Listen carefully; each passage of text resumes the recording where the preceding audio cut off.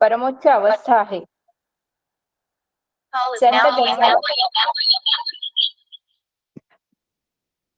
संत जन्मालाच यावे लागतात. संतत्व म्हणजे सर्व कामनांचा त्याग, प्रखर वैराग्य. संतश्रेष्ठ गजानन महाराज सांगतात, संतत्व नाही कवित्वात, संतत्व नाही विद्वत्तेत, संतत्व नाही मठात, तेथे स्वानुभाव पाहिजे. असे स्वानुभाव असलेले परमपूज्य डॉक्टर काका यांना साष्टांग वंदन करते. आदरणीय मंडळताईंना नमस्कार करते. अभाग्याशी करी भाग्यवंत, ऐसे श्री गुरु काका श्रीमंत, देवत्वाची खंत स्वरूपी विराली.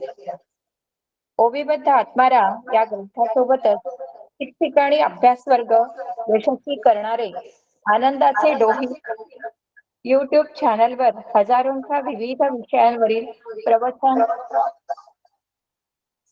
ज्यांचे उपलब्ध आहे, असे आपल्या सर्वांचे आचार्य व आमचे श्री गुरु डॉक्टर श्री सुनील दादा व सौ शैलाताईंना साष्टांग वंदन करते. भजगोविंदम साखी प्रवचन मालिकेमध्ये आपणा सर्वांचे पुन्हा मनपूर्वक स्वागत करते. जीवनामध्ये श्रीगुरूंची प्राप्ती झाली की आपलं जीवन क्रमाक्रमाने बदलायला लागतं. सत्संगत्वे निस्संगत्वम, निस्संगत्वे निर्मोहत्वम, निर्मोहत्वे निश्चलतत्वम, निश्चलतत्वे जीवनमुक्ती. सत्संगामुळे प्रथम निस्संगत्व म्हणजेच वैराग्य प्राप्त होते. वैराग्य वृत्तीमुळे विषयांमधील मोह कमी होतो. मनामधील मोहाची निवृत्ती झाली की निश्चल तत्वांची प्राप्ती होते. त्यानंतरच जीवनमुक्त अवस्था प्राप्त होते. सत्संगामध्ये गेल्यानंतर गुरूंच्या मुखांमधून शास्त्रांचं श्रवण होतं. त्या श्रवणामधून मनुष्याला वेद म्हणजे काय, धर्म अधर्म म्हणजे काय, मनुष्य जीवन म्हणजे काय, मनुष्य जीवनाचं प्रयोजन व इति कर्तव्य म्हणजे काय याचा उलगडा होतो. मनुष्य त्या दिशेने विचार करू लागतो. सत्संगामध्ये गेल्यानंतर मनुष्यामध्ये अंतर्बाह्य बदल निश्चितच होतात. बहिरंगाचे आचार बदलतात. चांगलं वाईट, धर्म अधर्म, नीती अनीती, पाप पुण्य याचं स्पष्ट ज्ञान झाल्यामुळे मनुष्य अधर्मापासून दुष्टाचारापासून निवृत्त होतो. आपले कल्याण व्हावे असे विचार मनामध्ये येतात व चांगले बदल व्हायला निश्चितच सुरुवात होते. मनामधील काम, क्रोध, लोभ, मोह, मद मत्सरादी विकार कमी होऊन मन अधिक शुद्ध, सात्विक, अंतर्मुख व्हायला लागते. प्रत्येक जण पूजा अर्चनादी करतच असतात, परंतु हे सर्व यंत्रवत करायचं म्हणून केल्या जाते. मात्र जेव्हा श्री गुरूंचा अनुभव प्राप्त होतो तेव्हाच ईश्वराचे सगुण निर्गुण रूपाचं ज्ञान झाल्यामुळे पूजा करताना मनामध्ये भक्तिभाव जागृत होतो आणि मनाची आनंदावस्था यायला लागते. त्यामुळे पूजा, जप, जाप्य, व्रतवैकल्य, उपासना, नामस्मरण इत्यादी मध्ये सातत्य निर्माण होऊन आनंद व्हायला लागतो. श्रीमद भागवतामध्ये नवविधा भक्तीचं वर्णन केलं आहे. श्रवण, कीर्तन, विष्णू स्मरणम, पादसेवनम, अर्चनम, वंदनम, दास्यम, सख्या, आत्मनिवेदनम. साधक गुरूंना ईश्वरूपच मानून गुरुसेवा करतो. गुरु हीच श्रद्धा, गुरु हेच ध्यान, गुरु हीच सेवा, गुरु हीच साधना, असं त्याचं जीवन गुरुमय होतं. यासाठीच भगवान गीतेमध्ये अर्जुनाला म्हणजेच मला आदेश देतात, सर्व धर्मान परित्यज्य मामेकम शरणम व्रज, अहम त्वा सर्व पापेभ्यो मोक्ष इच्छामी मा शुचः. हे अर्जुना, तू अनन्य भावानं मला गुरुस्वरूपाला शरण ये. तुला मी सर्व पापांच्या मधून व या संसार बंधनांमधून मुक्त करेन. तू अजिबात चिंता करू नकोस. Rome was not built in a day ही बाब ध्यानात ठेवून मोक्ष प्राप्तीसाठी अनुसंधान, सातत्य मात्र ठेवायलाच लागतं. भजगोविंदम साखी प्रवचन मालिकेत काल आपण श्लोक क्रमांक 5 वर सौ आशाताई पांडे यांचं अभ्यासपूर्ण चिंतन ऐकलं. त्यांनी त्यांच्या सहज सुलभ वाणीतून चिंतन केलं होतं.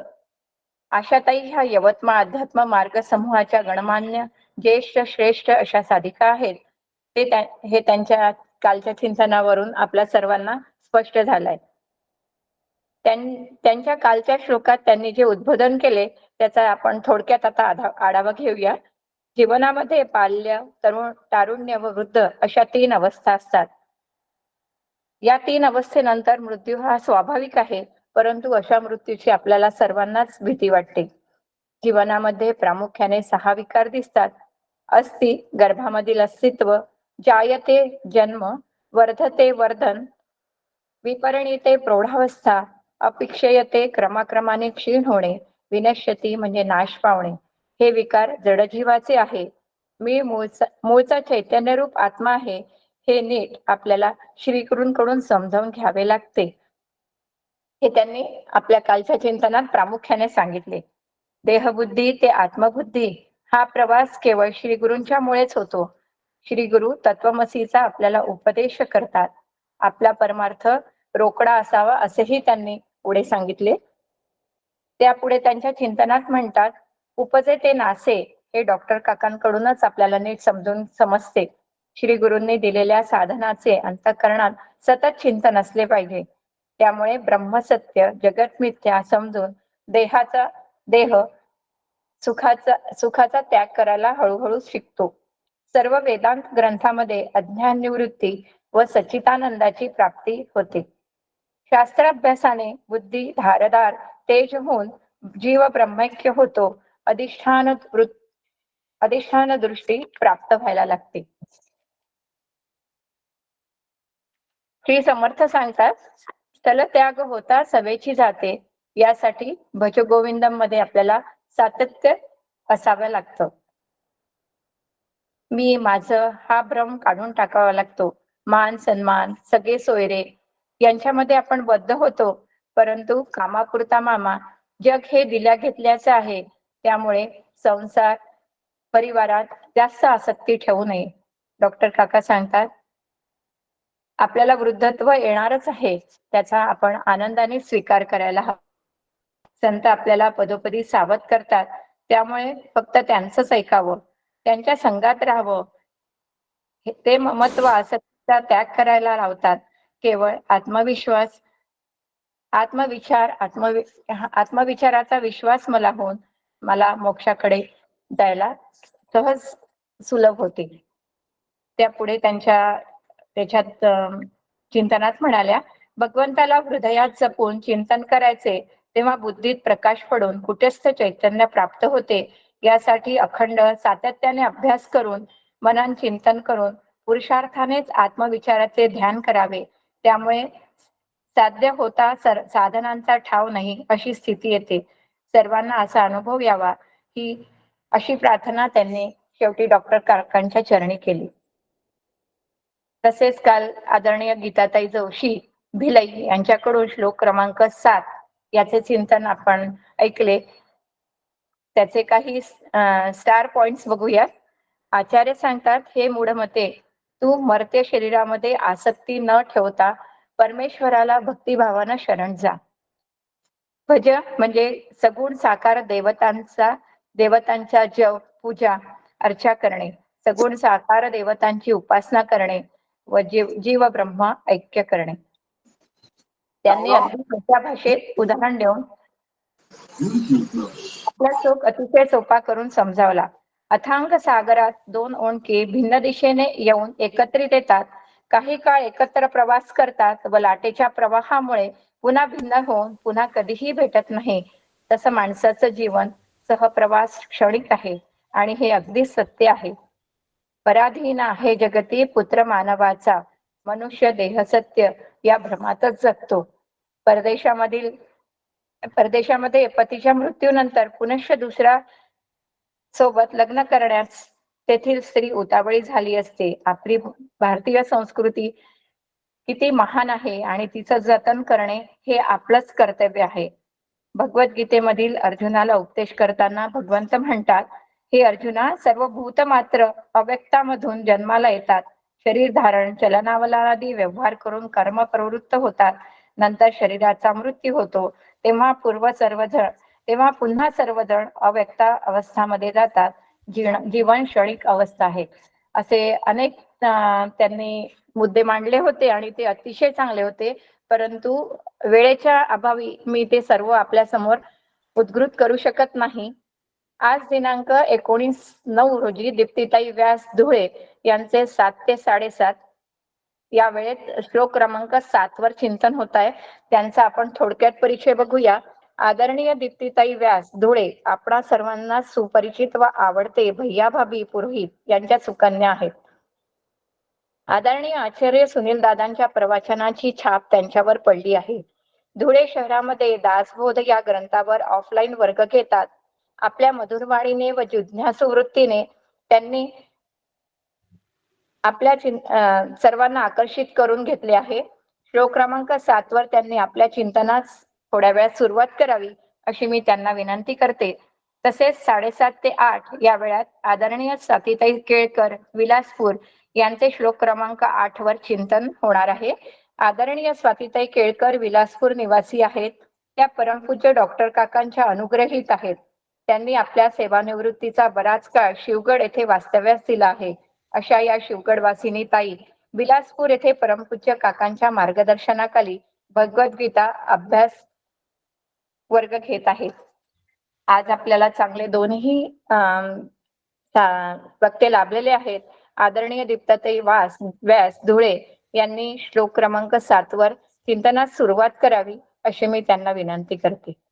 रामकृष्ण हरी. रामकृष्ण हरी.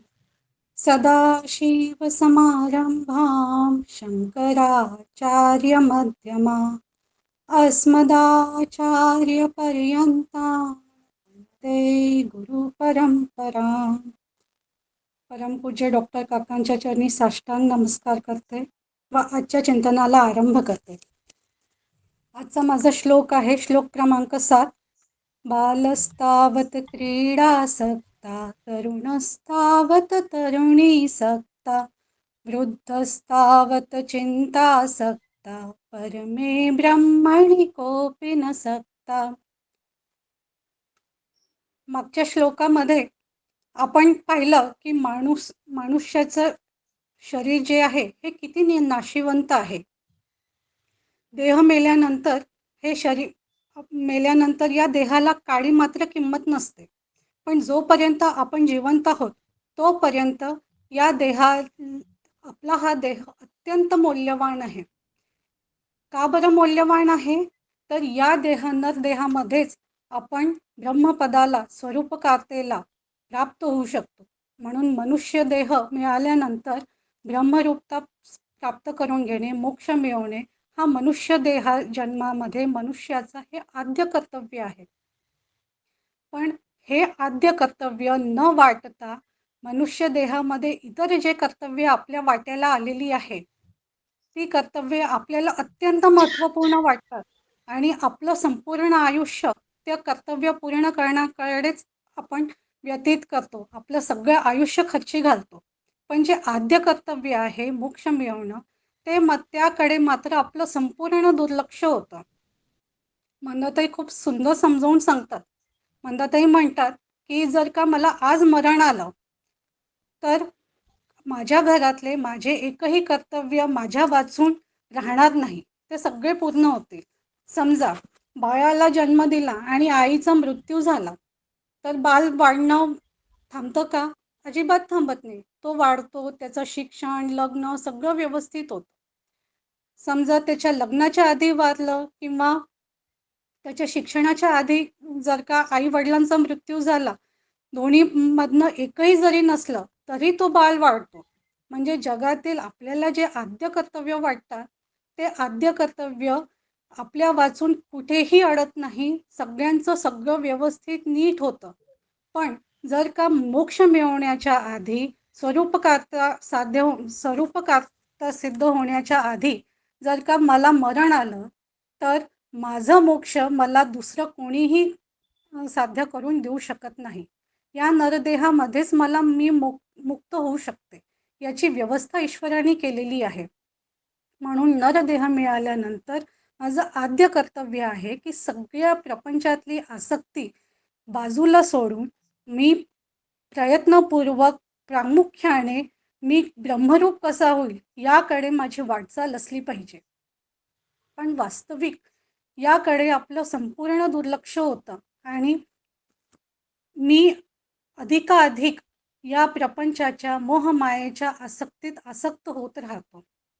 वास्तविक आपण म्हणतो की मोक्ष मिळवायचा आहे म्हणजे काय करायचं? मनुष्य देहामध्ये मोक्ष मिळवायचा आहे, स्वरूपकार्ता साध्य करायची आहे. म्हणजे काय? तर वेगळं काहीच करायचं नाही आहे.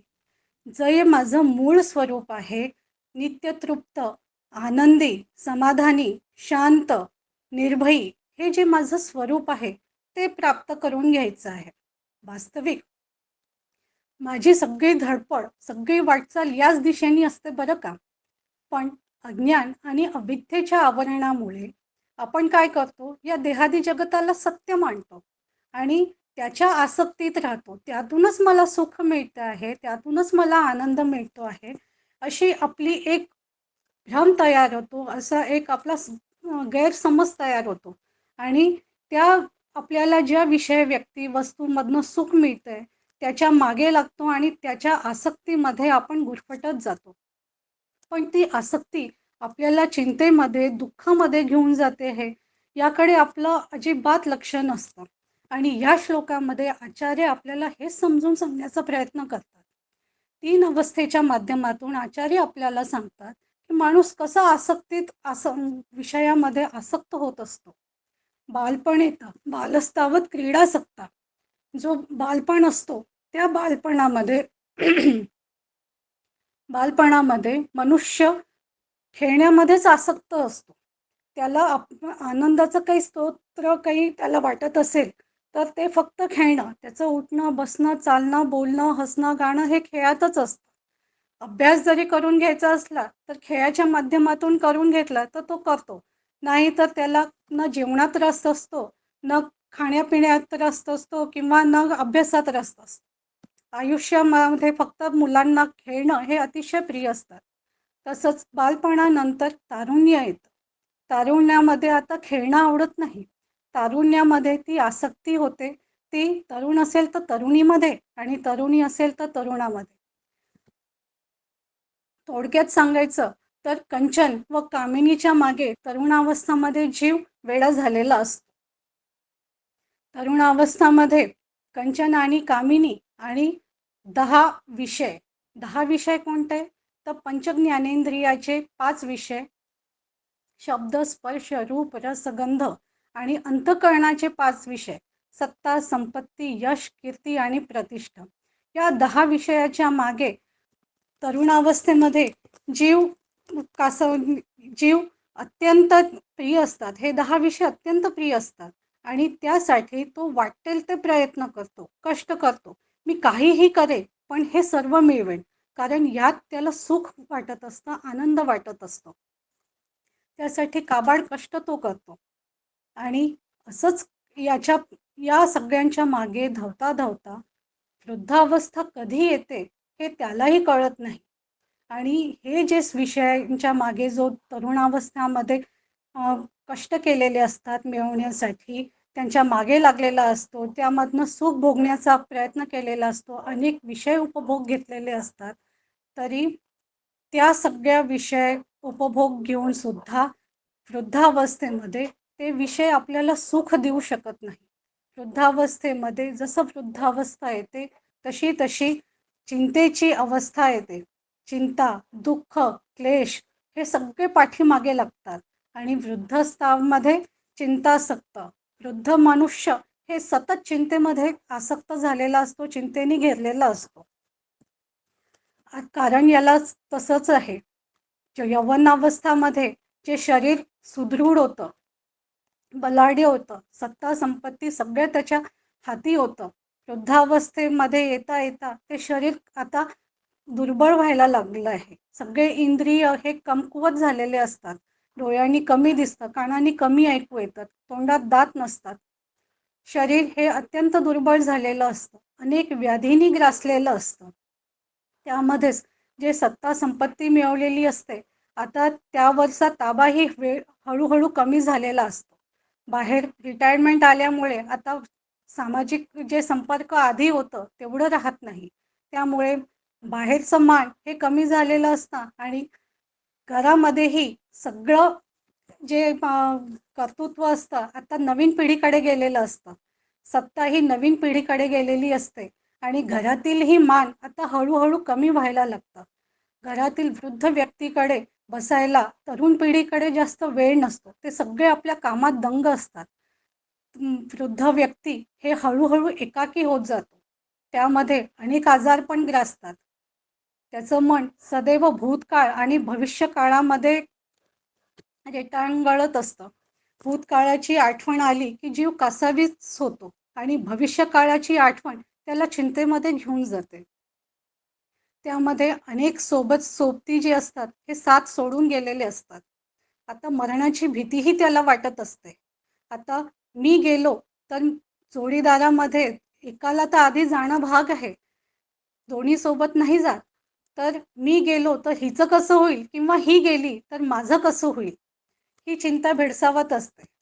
अजूनही मूर्खपणाचा विचार म्हटलं तर मी गेलो तर घराचं कसं होईल, मुलाबाळांचं कसं होईल, नातवंडाचं कसं होईल, म्हणजे इथपर्यंत माणूस चिंता करत असतो. आणि ते चिंतेमध्ये वृद्धावस्थेमध्ये जीवन अत्यंत दुर्बळ, क्षीण, चिंताग्रस्त, दुःखी, कष्टी आणि गलितगात्र होतं. संस्कृत सुभाषितमध्ये एक श्लोक आहे, खूप सुंदर श्लोक आहे. चिता चिंता समानास्ति बिंदू मात्र विशेषतः सजीव दहते चिंता निर्जीव दहते चिता. निर्जीव व्यक्तीला चिता ही एकदाच जाळते, पण सजीव व्यक्ती हा क्षणाक्षणामध्ये चिंतेमध्ये जळत असतो. ही अशी चिंता अत्यंत क्लेशकारक आणि दुःख देणारी आहे. असं असताना सुद्धा आपण हे सगळं नित्य पाहत असतो, नित्य अनुभव करत असतो. याचं जास्त वर्णन करायचं नाही आहे, कारण हे सगळं आपल्या अनुभवाचं आहे. आता हे अनुभवाचं असून सुद्धा मजा अशी आहे की आपल्याला यामधलं आपलं आयुष्य असं नको जायला, हे असं आपल्याला कधीच वाटत नाही. आपल्याला असं वाटतं की नाही नाही, हे दुसऱ्यांचं आयुष्य आहे, माझं आयुष्य थोडीच असं जाणार आहे. इतकं आपण त्या विषयामध्ये आसक्त असतो आणि त्या विषयाच्या आसक्तीने आपल्याला ग्रासलेलं आहे की आपण त्यामध्ये अडकलेला आहो. आपण असे दुःखी, कष्टी, चिंतेने व्यथित होऊ हे आपल्याला कधी असं वाटतच नाही. आणि आचार्य आपल्याला इथे समजावून सांगतात की हे फक्त दुसऱ्यांचं नाही, हे आपलं सगळ्यांचं आत्मचरित्र असंच आहे. प्रत्येक मनुष्याचं जीवन हे असंच असतं. प्रत्येक मनुष्य हे 3 अवस्थेमध्ये आसक्तीमध्ये आसक्तीमध्ये विषयाच्या आसक्तीमध्ये असंच ग्रासलेला असतो. अवस्थेनुसार विषय बदलतात, पण अंतःकरणाची आसक्ती मात्र दिवसेंदिवस वाढत जाते. आणि ही आसक्तीची जी मिठी आहे ना, ही अत्यंत घट्ट आहे. एकदा अजगराच्या मिठीमधनं माणसाची सुटका होईल, पण विषयाच्या आसक्तीमध्ये अडकलेल्या माणसाची सुटका होणे कधीही शक्य नाही. जोपर्यंत श्री गुरुची भेट होत नाही ना, तोपर्यंत विषयाच्या आसक्तीमधून माणूस कधीही सुटू शकत नाही. म्हणून आचार्य आपल्याला समजावून सांगतात. काय सांगतात की अरे बाबा, ज्या विषयाच्या आसक्तीमध्ये तू आसक्त होतोय ना, ते विषय कधीही सुख देऊ शकत नाही. आपण जर थोडासा विचार केला तर आपण अर्ध आयुष्य आपलं गेलेलं आहे, अर्ध्यापेक्षा जास्त गेलेलं आहे. इतक्या विषयांचा भोग आपण भोगलेलो आहोत, पण हे विषय आपल्याला कधी सुख देऊ शकले का? एक दिवस सुख दिलं आणि चौथ्या दिवशी आपल्याला परत त्या विषयाची आठवण येते. म्हणजे तात्पुरतं सुख आपल्याला विषयामधनं मिळतं. अखंड शाश्वत सुख, आनंद आपल्याला हे विषय देऊ शकत नाही. कारण हे विषय कसे आहेत तर अशाश्वत आहे, मर्यादित आहे, नाशिवंत आहे, जड आहे. जे जड आहे, नाशिवंत आहे, मर्यादित आहे, ते आपल्याला शाश्वत सुख, आनंद हे कसं देऊ शकणार? विषयजनित सुख सौख्य होणार नाही, असं संतांनी आपल्याला सांगून ठेवलेलं आहे. म्हणून जर विषयामध्ये सुख राहिलं असतं, सत्ता संपत्तीमध्ये सुख जर का राहिलं असतं, तर जगातील जे सगळ्यात श्रीमंत माणसं आहेत, आपल्या भारताचाच विचार केला तर मुकेश अंबानी, सत्तेचा विचार केला तर राष्ट्रपती, उपराष्ट्रपती, प्रधानमंत्री हे कधी दुःखी राहिलेच नसते.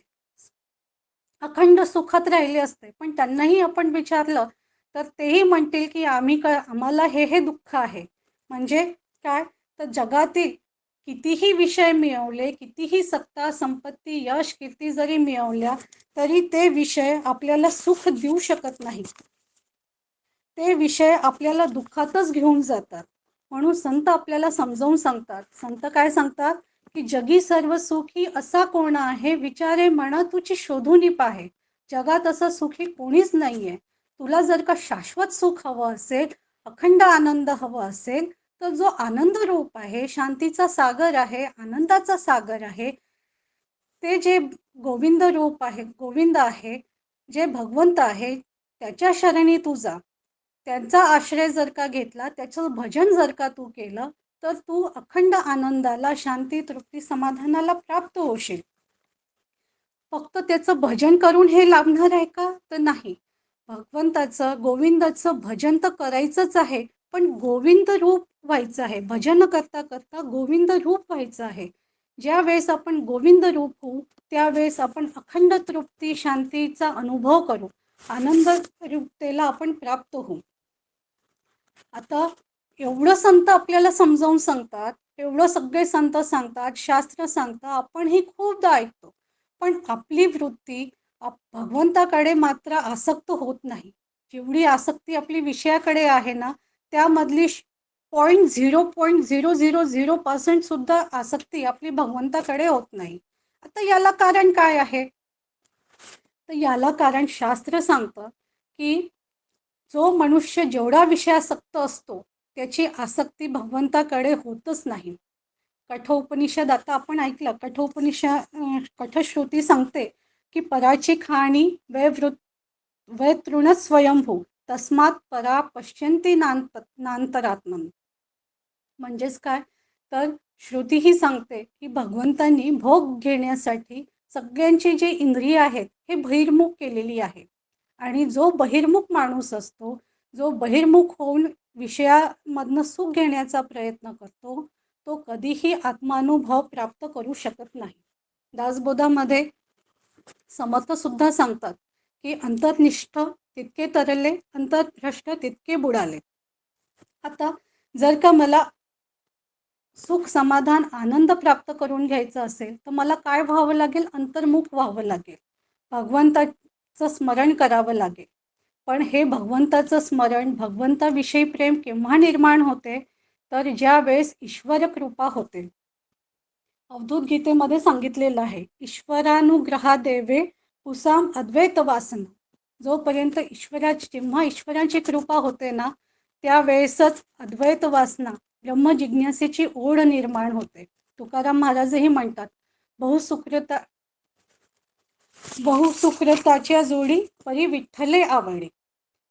त्यावेळेस खूप, आणि माऊली सुद्धा म्हणते की पुण्यात्मके पापे स्वर्गा जायचे, पापात्मके पापे नरका जायचे, माते येऊनी पाविजे ते हे शुद्ध पुण्य. जोपर्यंत शुद्ध पुण्य उदयाला येत नाही, तोपर्यंत ईश्वर भजनाची आवड निर्माण होत नाही. पण हे शुद्ध पुण्य आपल्याला भगवंत असंच देऊन देतो का? तर नाही. पूर्व पुण्याई जर का आपली साठवलेली काही असेल, तर या जन्मामध्ये आपल्याला आधीपासूनच ब्रह्मजिज्ञासेची, भगवंताच्या प्रीतीची ओढ निर्माण होते. पण जर का असं नसेल, तर हे शुद्ध पुण्य आपल्याला प्रयत्नपूर्वक पुरुषार्थाने कमवावं लागतात. मग हे शुद्ध पुण्य काय आहे? याचं स्वरूप काय आहे? कसे कमवावे? तर हे आपल्याला कुठे कळतं? तर सत्संगामध्ये कळतं. थोडं जरी पुण्य आपल्या पदरी असेल ना, तर आपल्याला संत सहवास घडतो, संतांचं सानिध्य घडतं, किंवा मित्रमंडळी असे मिळतात की ज्यांची ओढ ही सत्संगाकडे असते आणि ते आपल्याला सत्संगाला घेऊन जातात. पण ते सत्संग टिकून ठेवणं, त्या सत्संगामध्ये आपली आसक्ती निर्माण करणं, प्रेम निर्माण करणं, हे संपूर्णतः पुरुषार्थाचा भाग आहे. एकदा पुण्यामुळे, शुद्ध पुण्यामुळे आपल्याला हे भेटलं, तरीही पुढे हे टिकवणं, हे पुरुषार्थ हे आपल्याला करावं लागतं. सत्संगाचं अत्यंत महत्त्व आहे. शास्त्रांनी, सर्व संतांनी सत्संगाचं अत्यंत महत्त्व सांगितलेलं आहे. जोपर्यंत ईश्वर कृपा होत नाही, जोपर्यंत श्री गुरुचा लाभ होत नाही, तोपर्यंत जेवढं सत्संग मिळेल तिथे आपण पुरुषार्थ करून ते सत्संग कमवलं पाहिजे. सत्संग म्हणजे काय? तर जिथे अद्वैत चर्चा होते, आत्मचर्चा होते, फक्त तेच सत्संग. सत्संगामध्ये देहबुद्धी ते आत्मबुद्धी करावी, सदा संगती सज्जनाची धरावी. जी आज सत्संगामध्ये देहबुद्धी ही आत्मबुद्धी होण्याकडे कशी होईल याविषयी चर्चा केली जाते. ते अशा संतांची, अशा सत्संगाची जोड धरावी, असा संग करावा. सत्संगामध्ये ही खूप सहज होते. देहबुद्धी ही आत्मबुद्धी सहज होते. सत्संगामध्ये परमार्थाचे सर्व शंकांचं निरसन होते. जीव काय, ब्रह्म काय, ईश्वर काय, माया काय, काय आहे, श्री गुरूंची कृपा काय आहे, वास्तविक श्री गुरु कोण आहे, श्री गुरूंचं महत्त्व काय आहे, जीवनमुक्ती काय आहे, असे अनेक प्रश्न सत्संगामध्ये आपल्याला सगळ्या शंकांचं निरसन होतं. आणि सत्संगामध्ये पुढे श्लोक येणारच आहे. सत्संगत्वे निसंगत्व, निसंगत्वे निर्मोहत्व, निर्मोहत्वे निश्चल तत्व, निश्चल तत्वे जीवनमुक्ती. जीवनमुक्तीपर्यंत जाण्याची संपूर्ण सोय ही सत्संगामध्ये आहे. कबीरदासजी सुद्धा म्हणतात की सत्संग किती घडावा, किती सत्संग करावा, तर एक घडी आधी घडी आधी से पुनियाद, कबीर संगत साधू की कटे कोटी अपराध. सत्संग किती करावा हो, तर जेवढं मिळेल तेवढं सत्संग करावा. संतांच्या, श्री गुरूंच्या संगात राहावं. जेवढं सानिध्य मिळेल तेवढं सानिध्य सानिध्यात राहण्याचा प्रयत्न करावा. पण सानिध्य हे प्रारब्धवश आहे, पण संघ हा पुरुषार्थाचा क्षेत्र आहे. जेवढं मिळेल तेवढं श्री गुरूंच्या विचारांच्या, शास्त्र विचारांच्या संगात राहण्याचा प्रयत्न करावा. आणि असा सत्संग क्षण मात्र जरी मिळाला ना, तरी आपल्या जीवनातले कोटी अपराध हे क्षमा होतात. एवढं या सत्संगाचं महत्त्व आहे. आणि असा सत्संग ज्यावेळेस आपण करतो त्यावेळेस त्या सत्संगाच्या माध्यमातून आपल्याला निष्काम कर्म काय आहे, निष्काम उपासना काय आहे हे कळतं. आणि असा निष्काम कर्म, निष्काम उपासनेच्या माध्यमातून करतो त्यावेळेस, निष्काम कर्म, निष्काम उपासना ज्यावेळेस आपण करतो, भगवंताचं चिंतन ज्यावेळेस आपण करतो त्यावेळेस आपलं अंतःकरण शुद्ध होतं. आणि असं जे शुद्ध अंतःकरण झालं की ईश्वरची कृपा होते आणि ईश्वर आपल्याला सगळ्यात मोठं देणं आपल्याला प्राप्त करून देतात. ते देणं ईश्वराचं काय आहे हो? ईश्वराची उपासना करून आपण ईश्वराची उपासना करतो, पण खूप लोक ईश्वराची उपासना करताना दिसतात. पण ईश्वराची उपासना करताना सुद्धा आपण काय करतो, ती सकामतेने करतो, निष्कामतेने नाही करत. निष्काम कर्म, निष्काम उपासना नाही करत. सकामतेने केल्यामुळे काय होतं, आपलं चित्त अधिक विषयामध्येच आसक्त होतं. आपण भगवंताकडे विषयच मागतो, म्हणून आपल्याला भगवंताची ओढ, भगवत प्राप्ती होत नाही. जर का आपण निष्काम उपासना केली तर भगवंत प्रसन्न होतात आणि आपल्याला ईश्वर काय करतो, तर त्याचं सगळ्यात मोठं देणं जे आहे ते देणं आपल्याला प्राप्त करतात. ईश्वर आपल्याला सगळ्यात मोठं देणं ईश्वराचं काय आहे, तर श्री गुरुची प्राप्ती करून देणं. ईश्वर प्रसन्न झाला तर श्री गुरुची प्राप्ती ईश्वर आपल्याला करून देतो. आणि ईश्वर जोपर्यंत श्री गुरुची प्राप्ती होत नाही ना, तोपर्यंत आत्मकृपा होत नाही. आत्मकृपा, आत्मसाक्षात्कार, आत्मानुभव आपल्याला ईश्वर नाही देऊ शकत. ते फक्त श्री गुरुच आपल्याला देऊ शकतात. म्हणून जीवनामध्ये श्री गुरूंचं अत्यंत महत्त्व आहे. श्री गुरु अत्यंत कृपाळू, दयाळू असतात. आपणासारिखे करीती तत्काळ, नाही काळ वेळ तया लागे. असे श्री गुरु जे ब्रह्मरूप असतात ते आपल्या शिष्याला ब्रह्मरूपच करून सोडतात. ब्रह्मरूप जोपर्यंत शिष्य होत नाही ना, तोपर्यंत श्री गुरु शिष्याची साथ सोडत नाही. श्री गुरु शिष्याला अनुग्रहित करतात, आपलं करतात आणि त्याला साधन देतात. ध्यान आणि तत्वज्ञानाचं साधन श्री गुरु देतात. पण फक्त श्री गुरुनी आपलं केलं तर आपलं काम झालं का? नाही. शिष्याला तो अधिकार कमवावा लागतो. श्री गुरुची कृपा असतेच, पण शिष्याला ती कृपा कमवावी लागते. जोपर्यंत शिष्य अधिकारी होत नाही तोपर्यंत श्री गुरु कृपेचा त्याला अनुभव येत नाही. म्हणून शिष्याने काय करावं, तर श्री गुरूंनी दिलेलं साधन अत्यंत प्रेमाने, अत्यंत श्रद्धेने, निष्ठेने, तत्परतेने आणि नित्य नियमाने श्री गुरूंनी दिलेलं साधन करावं. असं श्री गुरूंनी दिलेलं साधन ज्यावेळेस शिष्य करतो त्यावेळेस तो शिष्य श्री गुरूच्या कृपेला पात्र होतो. त्यांचा कृपेचा त्या शिष्यावर वर्षाव होतो. आणि एकदा श्री गुरूंची कृपा झाली तर शास्त्रकृपा आणि आत्मकृपा व्हायला वेळ लागत नाही. आत्मकृपा ही श्री गुरूंच्या कृपेमुळेच साध्य होते, इतर कुठेही नाही. आपण परदेशी जायचं असलं तर विजेची आवश्यकता असते. विजासाठी आपण पूर्ण क्वालिफाय असतो, पूर्ण पात्रता आपण मिळवलेली असते. फक्त पात्रता मिळवून भागतं का? नाही. तिकडच्या गव्हर्नमेंटनी ते हे अप्रूव्ह करावं लागतं की हा कॅन्डिडेट आमच्या देशामध्ये यायला पात्र आहे. तसंच आपण आपला जो अधिकार आहे पुरुषार्थाने तिथपर्यंत जाणं, ती साधन करणं हे आपलं काम आहे. आपली पात्रता कमवणं हे आपल्याला पुरुषार्थाने साधना करून आपल्याला तो अधिकार मिळवावा लागतो. पण आत्मरूप होण्यासाठी श्री गुरूंची शिफारस लागते, श्री गुरूंची कृपा लागते. श्री गुरु ज्यावेळेस ही कृपा करतात त्यावेळेस आत्मकृपा होते. आत्मकृपा होते म्हणजे काय, तर आपलं जीवन अखंड आनंद, तृप्ती, शांतीनी भरून जातं. प्रपंचातले विषय आता सगळे फिके पडतात. प्रपंच मिथ्यत्व कळतं, मिथ्यत्वाचा दृढ निश्चय होतो आणि आता प्रपंच उरलाच नाही आहे. आता कोणताच विषय मला सुख देऊ शकत नाही, कारण मीच आनंद रूप आहे हा अनुभव येतो.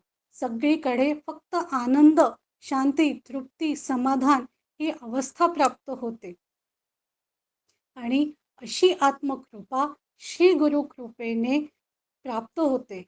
ही श्री गुरु कृपा आपल्या सगळ्यांसकट मलाही प्राप्त व्हावी आणि माझे श्री गुरु सामर्थ्यवान आहेत, हे आपल्या सगळ्यांना निश्चितच या आनंदापर्यंत घेऊन जातील, मला आनंदाचा अनुभव देतील.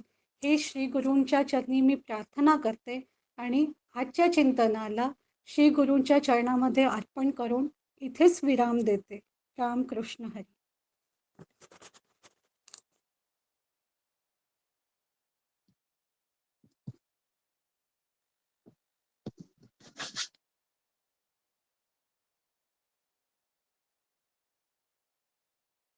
हरिओम. सद्गुरुनाथ महाराज की जय. मागच्या 3 दिवसापासून आतापर्यंत आपण आचार्यांच्या भक्ती, ज्ञान, वैराग्य या तिन्हींनी ओतप्रोत भरलेल्या भजगोविंदम या स्तोत्राच्या 7 श्लोकांचा अभ्यास केला, यावर चिंतन केले. 33 श्लोकी स्तोत्रातील जवळजवळ प्रत्येक श्लोकाला एक दृष्टांत आणि तो माझ्या अल्पबुद्धीवर योग्य रीतीने ठसावा यासाठी मानवी जीवनातील अत्यंत चपखल दृष्टांत दिलेले आहेत. एखादाच श्लोक असा असेल ज्याच्या दृष्टांताचा विषय हा नसेल, बाकी सगळे श्लोक असेच आहेत. आता काही क्षणापूर्वी आपण ज्या श्लोकाचे चिंतन केले त्यात आमचे जीवन पाहत असताना आचार्यांना झालेली खंत, त्यांची पीडा त्यांनी श्लोकाच्या शेवटच्या चरणात व्यक्त केलेली आहे.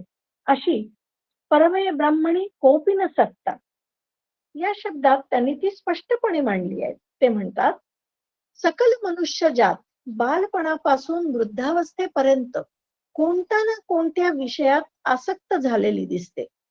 सुखदुःखाचे तडाखे खाऊनही त्याला सुखरूप असलेल्या परब्रह्माविषयी, त्या तत्वाविषयी ओढच नसते, आसक्तीच नसते. त्याला जाणून घ्यायची तिळमात्र इच्छा होत नाही आणि म्हणूनच आचार्य दुखी होतात. आचार्यांनी आपल्या विवेक चूडामणी या ग्रंथामध्ये नरजन्माचं महत्व सांगताना म्हटलेले आहे जंतूनाम नरजन्म दुर्लभम. म्हणजे महत्भाग्याने मिळालेला हा नरजन्म वाया जातो आहे. आम्ही आमच्या स्वकर्तृत्वाने तो वाया घालवतो आहे. म्हणून त्यांचे अंतःकरण पिळवटून निघाले आणि निघालेले या स्तोत्रात आपल्याला ठिकठिकाणी दिसते. वेळेची मर्यादा लक्षात घेता माझ्या वाट्या आलेला 8व्या श्लोकाकडे वळूया. सर्वात पहिले श्लोक म्हणते, लगेच डॉक्टर काकांनी सांगितलेला सरळ अर्थ वाचते आणि मग यावर चिंतन करण्यास सुरुवात करूया. का ते कांता कस्ते पुत्रा संसारो यमतीव विचित्रा कस्य त्वं क कुत आयात तत्त्वं चिंत यदिदं भ्रान्तः भज गोविंदम गोविंदम भज मूढमते. हे द्रुपद आहे त्याचं.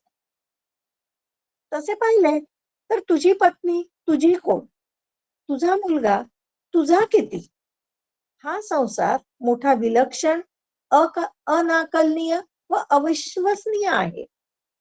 अनिश्चित पण तो आहे. तू तरी कोणाचा आहेस, तू कुठून आलास, या सर्व भ्रमाचा तू नीट विचार कर, सखोल विचार कर. इथे भ्रांतचा पाठभेद भ्रातः असाही दिसून येतो. यावर थोडा विचार करूया की हा पाठभेद का झाला आणि कसा झाला असा. तर आचार्य म्हणतात, तू स्वतः कोण, कोणाचा, कुठून आलास याचा थोडाही विचार न करणारा भ्रांत म्हणजे भ्रमिष्ठ आहेस. भासमान असलेल्या देहादी जगताला सत्य मानून स्वतःबद्दल आणि जगाबद्दल अनेक भ्रम तू पाळलेले आहेस, म्हणून तू भ्रांत आहेस. भ्राता म्हणताना आचार्य स्वतः वडील भावाच्या भूमिकेत येतात आणि या भूमिकेतून मला भ्राता, लहान बंधू, अल्पबुद्धी भाऊ समजून मी या प्रश्नांची उत्तरे शोधावीत अशी अपेक्षा करतात आणि मला अशी सूचनाही करतात. त्याचं कारण काय तेही ते पुढच्या सगळ्या श्लोकांमध्ये उलगडून सांगतात. ते म्हणतात, खरे पाहिले तर तू प्रथम तुझा व तुझ्यासाठीच आहेस, त्यानंतर मग इतरांचा किंवा जगाचा आहेस. अहमस्मी स्वतःभामी असं उगीच नाही म्हणत. मी माझ्यावरच पहिल्यांदा प्रेम करतो आणि नेहमी प्रेम करतो, पण मी कोण आहे हे याचा शोध घ्यायचा मात्र विसरतो. आणि ह्याच आचार्यांचा चिंतेचा विषय आहे. म्हणूनच सर्वप्रथम प्रत्येक जीवाने मी कोण याचा शोध घ्यावा असे आचार्य म्हणतात. आम्ही प्रपंचात विषय लोलुपतेत मी माझे या अहंकारात आकंठ बुडाले असल्यामुळे आमचे या चेतन तत्वाकडे लक्षच जात नाही, ज्याच्या भरोशावर आम्ही या उड्या मारत असतो. हे स्तोत्र माझं प्रतिनिधित्व करणाऱ्या काशी नगरातील एका वृद्ध ब्राह्मणाला सांगितले अशी आख्यायिका आहे, हे आपण सर्व जाणतोच. संसाराकडून आणि जगाकडून टक्के टोणपे खाल्ल्यानंतर उतारवयात नरजन्माचे भलं करावं असं त्या पंडिताला वाटलं आणि मलाही वाटलं. पण नीट मार्गदर्शन जर मिळालं नाही तर आम्हाला असं वाटतं सगळे ग्रंथ तर संस्कृत मध्ये आहे, आता जर का संस्कृत आलं नाही तर मला काहीच समजणार नाही, म्हणून मग मी संस्कृतचे क्लासेस लावतो, संस्कृत शिकायचा प्रयत्न करतो. हेच तू करत होता. आणि तिथून जात असताना आचार्य विचार करतात, हा असा किती दिवस संस्कृत शिकणार, याचा आवाज जो थरथर कापतोय त्याच्यावरून ह्याच्याजवळ काही फार दिवस उरले नाहीत असं मला वाटतंय. मग हा आपला वेळ का वाया घालवतो आहे, हे सगळं मी माझ्यासाठी विचार करायचा, कारण माझंही आज वय झालेलं आहे. आणि हाच विचार डॉक्टर काका आपल्या शब्दात सांगताना म्हणतात की परमार्थाला लागल्यानंतर साधकांनी नेहमी काळकाम वेगाचं गणित लक्षात ठेवावं, कारण आपल्याजवळ किती ऍक्टिव्ह लाईफ शिल्लक आहे याचा अंदाज घेऊन मला परमार्थाची किती तातडी करावी लागेल हे ठरवावं लागतं. म्हणजे इथे ते काळकाम वेगाचं गणित येतं. आता तुम्ही म्हणाल जिवंत क्षणभंगूर आहे, मग मी कसा अंदाज घेऊ की माझं ऍक्टिव्ह लाईफ किती असेल? ठीक आहे, कळतंय मला. पण काय आहे, आपण जेव्हा व्यवहार करतो तेव्हा आपल्याला माहिती आहे, आज या जगामध्ये औषध, पाणी, पैसा मुबलक असल्यामुळे, सुखसुविधा असल्यामुळे आपलं ऍक्टिव्ह लाईफ किंवा सरासरी ऍव्हरेज लाईफ ज्याला आपण म्हणतो ते 75 ते 80 वर्ष आहे. मानू द्या 75 नंतर शरीर थकतं, इंद्रियांची शक्ती कमी झालेली असते, त्यामुळे आपल्याला विशेष उपयोग होणार नाही. तरी पण तर आज माझ्याजवळ 10-12 वर्ष शिल्लक आहेत ना. असं जर का मी कॅल्क्युलेशन केलं, काळकाम वेगाचा अभ्यास केला, तर मग मला माझ्यातील सखोल जे चेतन आहे त्या तत्वाला जाणून घेण्यासाठी किती तातडी करावी लागेल हे लक्षात येतं. मला तरी खात्री आहे की भजगोविंदम स्तोत्राचा अभ्यास केल्यानंतर मला फार काळ लागणार नाही. आपला आपण बघा, आपला अधिक वेळ न घेता या श्लोकाच्या पहिल्या 2 चरणात आचार्यांनी 2-3 वैचारिक युक्त्या सांगितल्या आहेत. आता हे मी सगळं साध्य कसं करायचं आणि काय माझ्या जीवनात घडतं, त्या गोष्टींकडे मी कसं माझी दृष्टी कशी असायला हवी, ह्याचं त्यांनी त्या युक्त्यांच्या द्वारे आम्हाला मार्गदर्शन केलेले आहे. आपण ते बघूया. आतापर्यंत जितके चिंतन ऐकले त्याचे सार एवढेच आहे की सबंध आयुष्यभर निरनिराळे भोग भोगूनही कोणालाही आंतरिक सुख शांती मिळालेली नाही. इतक्या प्रकारे सांगूनही अजून आमच्या बुद्धीत प्रकाश पडलेला नाही हे लक्षात आल्यामुळे आता आचार्य काय करतायत, जीवनाचा अजून एक पदर उलगडून दाखतायत. बाल्यावस्था, तारुण्यावस्था सांगून झाली, क्षणभंगूर आहे, कमलपत्रावर जलबिंदू प्रमाणे हेही सांगून झालं, तरी माझ्या बुद्धीत प्रकाश पडला नाही. आता काय करावं हा प्रश्न त्यांना पडल्यानंतर ते आता हा एक पदर मला उलगडून दाखवतायत. काय होतं, आमच्या नातलगांवर असलेली आसक्ती आणि संसाराचे, जगाचे नश्वरत्व आणि वैचित्र्य आमच्या समोर ते मांडतायत की तू कसा आसक्त होतोस यांच्यामध्ये आणि ह्या विचित्र जगावर तू कसा अवलंबून राहून आपला घात करून घेतोस हे ते मला समजवतायत. आमच्या जीवनात कळत नकळत काही नाती निर्माण होत असतात. यात प्रामुख्याने 2 प्रकारची नाती असतात. एक मनाने बांधलेलं आणि दुसरं रक्ताचं किंवा शरीराचं. भारतीय संस्कृतीत सर्वात सुंदर, पवित्र व श्रेष्ठ मनाने बांधलेलं नातं जर कोणतं असेल तर ते पती पत्नींचं. आणि रक्ताचा विचार केला तर पिता पुत्राचं किंवा पिता पुत्रीचं, काही म्हणा तुम्ही. बाकी सारी नाती या नात्यांपुढे गौण ठरतात. आता ते मला प्रश्न विचारतायत, तुझी पत्नी तुझी कोण, तुझा पुत्र तुझा किती? हे दोन्ही प्रश्न या 2 नात्यांचं प्रतिनिधित्व करतात. मनुष्य जन्माचं कठोर सत्य आमच्या समोर स्पष्ट करतात. आता जरा तुझी पत्नी तुझी कोण यावर विचार करूया. लग्नापूर्वी मुलगा मुलगी स्थळ पसंतीच्या कार्यक्रमाद्वारे सर्वप्रथम मनाने एक दुसऱ्याचा पती पत्नी म्हणून स्वीकार केला जातो. घरातल्या वडील मंडळींना तसं सांगितलं जातं आणि त्यानंतर रीतिरिवाजानुसार आपलं लग्न होतं, म्हणजे लग्नाचे संस्कार आपल्यावर केले जातात. सुरुवातीला दोघांनाही नवीन नवीन सर्व छानच वाटतं. नव्या नवलाईचे 9 दिवस. पण त्यानंतर पुढे पुढे रोजच्या सहवासामुळे एकमेकातले दोष दिसायला लागतात.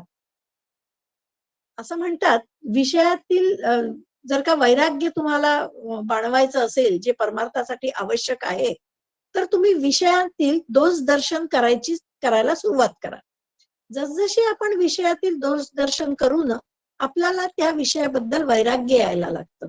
इथेही तसंच होतं. एकमेकांचे दोष दिसल्यामुळे एकमेकांप्रती वैराग्य निर्माण होतं.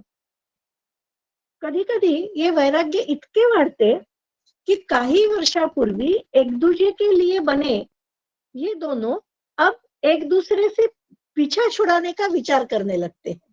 यानी उनका ये वैराग्य घटस्फोट तक आ जाता है. आमच्या कुटुंब व्यवस्थेला घटस्फोटाची ही कीड उद्ध्वस्त करते आहे. पाश्चिमात्य संस्कृतीमध्ये आम्ही पडलो आणि विषय सुख देतात या विचारामुळे आम्हाला असं वाटतं की हा नवरा किंवा ही बायको जर का मला सुख देऊ शकत नाहीये माझ्या म्हणण्याप्रमाणे किंवा मला हवं तसं ही वागत नाहीये तर मी चला दुसरी करून बघतो हिला सोडून. हा जो पाश्चिमात्य विचार आहे ह्यानी त्यांची कुटुंब व्यवस्था बिघडली आहेच तशीच आमचीही आजकाल बऱ्याच अंशी बिघडलेली दिसते. पण हे चांगलं नाहीये. आता प्रश्न पडतो तुझी प्रिय पत्नी जिच्या प्रेमात तू होतास ती खरंच तुझी आहे का? हा तर एकदा प्रश्न विचारून बघ. अजून एका दृष्टीने या नात्याकडे पाहता येते. अरे मनुष्या, आज जी तुझी पत्नी आहे ती लग्नापूर्वी कोणाची तरी मुलगी होती, कोणाची तरी नात होती, कोणाची तरी बहीण होती, कोणाची तरी आत्या पण होती. लग्न झालं, तुझी पत्नी झाली. इथेच संपलं का? नाही. ती तुझ्या आई वडिलांची सून झाली, कोणाची मामी झाली, कोणाची काकी झाली, कोणाची वहिनी झाली. अरे काही वर्षात ती तुझ्या मुलाची आई पण झाली. म्हणजे फक्त ती तुझीच पत्नी आहे का? तर नाही. बरं, याही पुढे जाऊन विचार कर. 30-35 वर्षानंतर समजा तू आधी गेलास तर ती तुझी विधवा होणार. म्हणजे पत्नी तुझी विधवा होणार. किंवा आजकालच्या नव्या फॅशन प्रमाणे घटस्फोट घेतल्यानंतर किंवा तुझ्या मृत्यूनंतर ती लगेच पुनर्विवाह करेल. म्हणजे अरे बाबा ती खरंच तुझी पत्नी होती का ह्याचा विचार कर. तिचं खरं स्वरूप काय आहे हे जाणून घ्यायचा प्रयत्न कर. कारण जोपर्यंत तू तिचे खरे स्वरूप जाणून घेणार नाही तोपर्यंत काही उपयोगच नाहीये. आता तुझ्या पुत्राचा एक मानलेल्या नात्याबद्दल झालं. आता आपण रक्ताच्या नात्याबद्दल पाहूया काय आहे ते. जन्माला येण्यापूर्वी तो गर्भ होता. गर्भ असताना माझा मुलगा तर कोणीच म्हणत नाही. किंवा गर्भात कसा आला माझ्या वीर्यातून आला असंही कोणी म्हणत नाही. जन्म झाल्याबरोबर माझा मुलगा. मग त्यांनी कुठे काही चांगलं केलं, हा माझा मुलगा आहे तो, झाला अहंकार माझा वाढायला लागतो. आता तो तुझा पुत्र झाला, काहीच शंका नाही, एकही शंका नाही त्याच्यात, कोणी काही आक्षेप घेत नाहीये. पण तो कोणाचा तरी नातू पण झाला, कोणाचा भाऊ भाचा सुद्धा झाला. हे घेतलंस का लक्षात? मग या सगळ्यात त्याचे खरे स्वरूप काय याचा कधी विचार केलास का? नाही.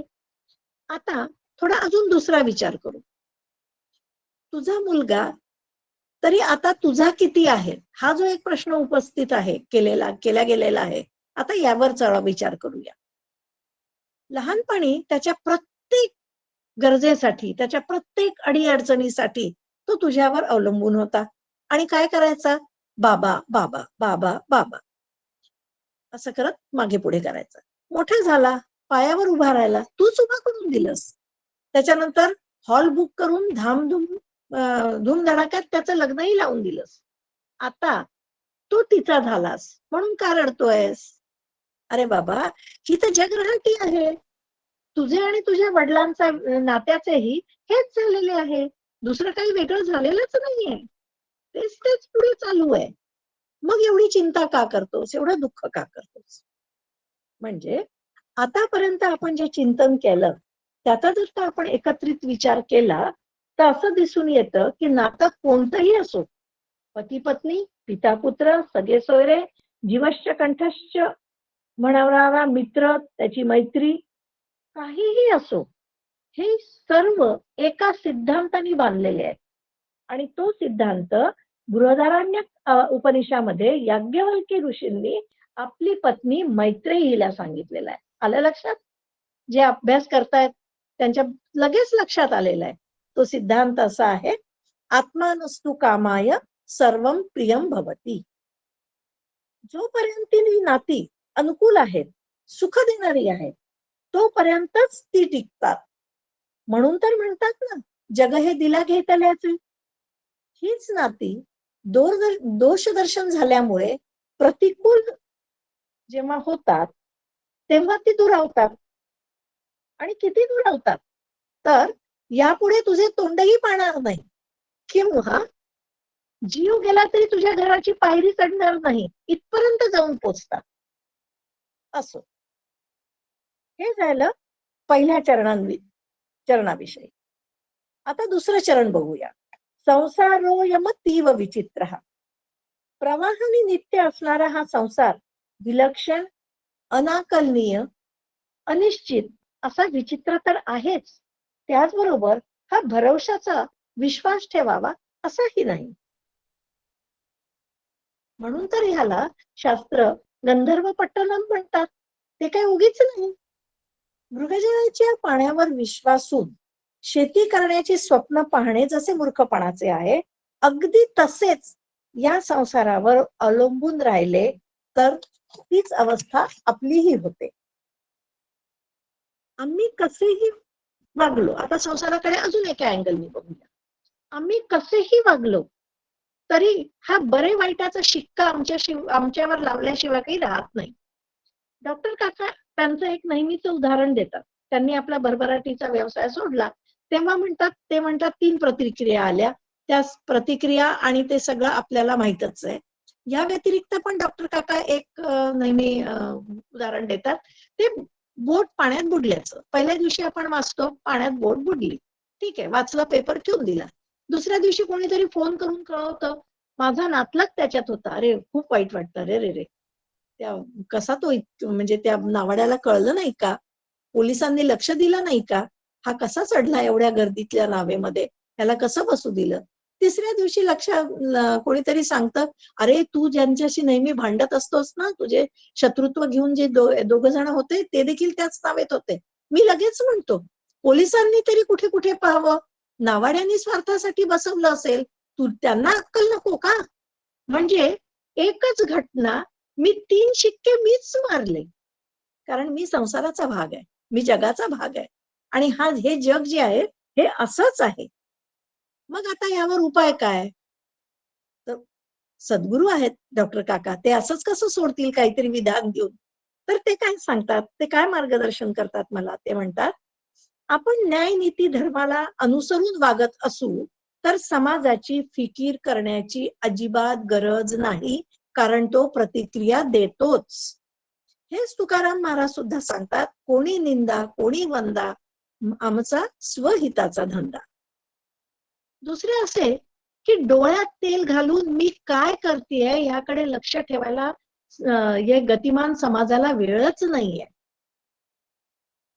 एखाद गोष्ट छोट्या शहरात किंवा गावात घडते तर ती तशी क्षुल्लकच असते, पण 10-12 दिवस चर्चेचा विषय तिथे झालेली असते. तीच गोष्ट शहरामध्ये शेजारच्या घरात किंवा आमच्या सोसायटीत घडते, कोणी तिकडे ढुंकून पाहतही नाही, आपल्या ऑफिसमध्ये जाऊन सांगत पण नाही की आज आमच्या सोसायटीत असं असं झालं. कारण इतके व्याप आहेत दुसरे, इथे कोण कोण दुसऱ्याच्या फाटक्यात पाय घालेल. आणि अजून एक आहे, समाजाची स्मरणशक्ती पण खूप लहान आहे. फार थोडे दिवस समाजाला लक्षात राहतं. तुम्ही चांगलं काम केलं तरी ते समाज विसरतो, तुम्ही वाईट काम केलं तरी काही दिवसात समाज विसरतो. कारण समाजाची स्मरणशक्ती कमजोर आहे. मग समाजाचे रूप किंवा स्वभाव, असा जर का स्वभावाचं रूप आणि समाजाचा स्वभाव आहे, तर आपण काय करावं, बरे वागावे, बरे बोलावे, आणि रामकृष्ण हरीचे खोडरबर हाती ठेवावे, आणि नाही तर भज गोविंदम म्हणावे. बस, आपल्याला स्वतःला त्रास करून घेऊ नये, जगावर ताशेरे मारू नयेत. अजून एक गोष्ट आपण जगताबद्दलच बघतोय. दुष्काळ, नुकतीच झालेली अतिवृष्टी, करोना सारखी वैश्विक महामारी, जगाच्या पाठीवर कुठे ना कुठे चालू असलेली युद्धे, त्याच्यानंतर आतंकी हमले, या सगळ्यामुळे हे जग आहे ते भरडल्या जात आहे. हा संसार, माझा प्रपंच, हे जग, यातील फोलपणा माझ्या लक्षात यावा, यासाठीच आचार्यांनी हे 2 चरण माझ्या समोर मांडलेत. या 2 चरणात काय करू नकोस, का करू नकोस, हे त्यांनी सांगितले. आता ते आचार्य आहेत, त्यांना माझी कीव येते, म्हणून आता ते पुढे काय करतायत, तर आचार्य तिसऱ्या आणि चौथ्या चरणात सांगतात, कस्य त्वं क कुत आयात सत्वं चिंत यदिदं भ्रांतः. आता तू काय कर, तर तू कोण आणि कुठून आलास? पत्नीचा, माता पित्यांचा, पुत्राचा, मित्राचा की समाजाचा? तुझ्या येण्याचे म्हणजे जन्माचे कारण काय? मृत्यूनंतर तुझी गती काय? याचा कधी विचार केलास का? आता तू त्याचा विचार कर. या संसाराच्या फंदातनं तू बाहेर पड आणि आता याचा विचार कर. आपल्याला वाटत असतं, मी मला फार छान ओळखतो. कोणालाच असं वाटत नाही की मी मला ओळखत नाही. आणि इथेच आपली मोठी गफलत आणि फजिती होते. जेव्हा आपण सद्गुरूची किंवा संतांची वचनं ऐकतो किंवा त्यांच्या सत्संगात बसतो, तेव्हा लक्षात येतं की मी माझी किती फजिती करतो ते. व्यवहार करताना आपण बरेचदा समोरच्याला काय म्हणतो, तुला माहित तरी आहे का मी कोण आहे ते? स्वतः तसे म्हणायचे नसेल तर मी आपल्या बरोबर 4 चमचे घेऊन निघतो आणि मग ते लोकांना सांगत सुटतात, अरे आपको पता है क्या, ये बहुत बड़े साहब है, अरे ये तो पहुंचे हुए साधू है. म्हणजे तू स्वतःची स्तुती नाही करू शकलास म्हणून 2-4 भाट बरोबर घेऊन येतोस. म्हणजेच काय, तू स्वतःला कोणीतरी खास समजायला लागतोस. आता पहा, मी स्वतःला फार सुंदर, रुबाबदार, शिकलेली, डॉक्टर, वकील, लाखांचे पोशिंदा वगैरे काही काही पण समजू शकते. पण हे सर्व मी नसून या सर्व माझ्या देहाच्या उपाध्या आहेत वेगवेगळ्या. माझा देह सुंदर आहे, माझा देह कमनीय आहे, माझा देह काळा आहे, माझा देह शिकल्यावर वकील झाला, माझा देह डॉक्टरी पेशा करतो. मी कुठे काय करतो? हे सगळं तर माझा देह करतोय आणि मी एवढे फुशारक्या मारत बसतो. पण या देहात असं कोणतं तत्व आहे, अशी कोणती चेतना आहे, अशी कोणती शक्ती आहे की ज्याच्या भरोशावर माझ्या या उड्या आणि गमशा चालू आहेत? याचा कधीच विचार करत नाही. हा विचार करायचा आहे, याचं चिंतन कर, असं आता मला आचार्य सांगतायत. याच महावाक्य भवनात आपण आचार्यांच्या आत्मषटकम याचा अभ्यास केलेला आहे. तो तू आठव, म्हणजे आपण आठवूया. त्यात काय म्हणतात आचार्य, तू पिता, गुरु, माता, डॉक्टर, वकील हे तर सोडच, तू मन, बुद्धी, चित्त, अहंकार सुद्धा नाहीयेस. तर तू कोण आहेस? तू चिदानंद रूप शिवोहम शिवोहम आहेस. मग असा तू असताना ह्या फुशारक्या तू का मारतोस? हे तू बंद कर आणि तू चिदानंद रूप होण्याचा प्रयत्न कर, ते आठवायचा प्रयत्न कर, कारण हे तुझ्या विस्मृतीत गेलेलं आहे. दुसरं असं की आत्मरूप तू इतकं सूक्ष्म ते सूक्ष्म आहेस की तू काय कोणाला दाखवणार, आणि ते तरी इंद्रिय अगोचर असलेल्या तुला म्हणजे तुझ्या आत्म्याला काय पाहणार आणि कसे पाहणार? सगळं तुला दाखवणं अशक्य, त्यांना पाहणं तर त्याहून अशक्य. मग कशाला ह्या फंदात पडतोस? अजिबात ह्या फंदात पडू नकोस. बाह्य जगताच्या भयंकर आकर्षणामुळे या देहादी जगताला सत्य समजल्यामुळे तू यात मोह ममतेने बांधला गेला आहेस. या मोहाने तू भ्रमिष्ट झालेला आहेस. आता या नरदेहाचं सार्थक करायची वेळ आलेली आहे. या नरदेहाचं सोनं करून घ्यायची वेळ आलेली आहे. तर तू ते करून घे. काय म्हणालास? कसं करू? अरे भ्रमिष्ठा, तेच तर आचार्य या 4थ्या चरणात सांगतायत. तत्वं चिंत यदिदं भ्रांतः. याचा तू आता या नरदेहातच विचार कर. हाती असलेला वेळ वाया घालवू नकोस. अगदी ताबडतोब त्या अधिष्ठान रूप तत्वाचं चिंतन कर. कसे कर? तर भज गोविंदम गोविंदम भज मूढमते असं कर. किंवा तुझ्या इष्ट देवतेचं किंवा आराध्य देवतेचं असं नाम घे की गोविंद गोविंद मना लागली या छंद, अशी तुझी अवस्था झाली पाहिजे. काय म्हणालास? केव्हा करायचे? कुठे करायचे? कधी करायचे? किती प्रश्न, किती शंका आहेत रे तुझ्या. पण घाबरू नकोस. आपले संत आहेत रे तुझ्या मदतीला. तू फक्त त्यांच्याकडे जा. त्यांच्या अभंगांचा, त्यांच्या ओव्यांचा, त्यांच्या वाङ्मयाचा, आजकाल तर त्यांची प्रवचन उपलब्ध आहेत युट्यूबवर, त्या सगळ्याचा पाठपुरावा कर, तुला सर्व काही नीट कळेल. तुकाराम महाराज तर ठासून सांगतात, म्हणजे संत काय सांगतात यावर तुकाराम महाराज ठासून सांगतात. वेदांचा तो अर्थ आम्हासची ठावा. म्हणजे संत जे आहेत ते आपले वेद जगलेले आहेत. वेदांतात काय सांगितलेलं आहे हे त्यांनी जगून अनुसरण करून तुला दाखवलेलं आहे आणि सोप्या शब्दात तुझ्यासाठी लिहूनही ठेवलेलं आहे. तर तू त्यांच्याकडे जा. आणि पुढे तुकाराम महाराज काय म्हणतात, एक अभंग पाहूया. यारे यारे लहान थोर, याती भलत्या नारी नर, करावा विचार न लगे चिंता कोणासी. असा विचार, लहान थोर कोणी या नर नारी जाती पाती कशाचाही बंधन नाही. राम म्हणे वाट चाली यज्ञ पावला पावली, राम म्हणे करिता धंदा सुख समाधी त्या सर्व त्या सदा. राम म्हणे ग्रासोग्रासी तोची जेविला उपवासी, राम म्हणे भोगी त्यागी कर्मन लिंपे त्या अंगी. ऐसा राम जपे नित्य तुका म्हणे तो ची जीवन मुक्त. अशा प्रकारे जो आपलं आयुष्य घालवतो, या अभंगात सांगितल्याप्रमाणे तो कामधंदा करतोय. त्यांनी कामधंदा नाही सोडलाय, पण कामधंदा करताना तो नाम घेतोय. सावतामाळी काय म्हणतो, त्यांनी कधीच तो पंढरपूरला गेला नाही, त्यांनी कधीच विठोबाचं दर्शन घेतलं नाही, पण तो काय म्हणतो, कांदा मुळा भाजी अवघी विठाई माझी. असं व्हायला पाहिजे.